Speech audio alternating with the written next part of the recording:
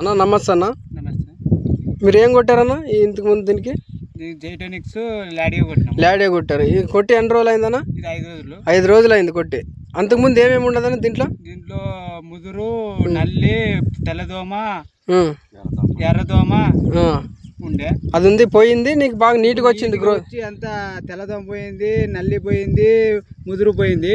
నీట్గా ఈ పంట నాటి ఎన్ని రోజులు అయిందన్న? ఇది సుమారు 40-45 రోజులు అయింది. 45 రోజులు అయింది.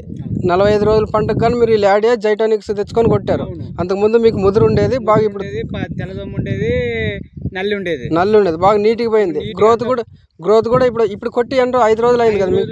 గ్రోత్ కూడా బాగానే వచ్చింది. ఇప్పుడు సైడ్ బ్రాంచెస్ కానీ గ్రోత్ కానీ మీకు బాగా వస్తుంది.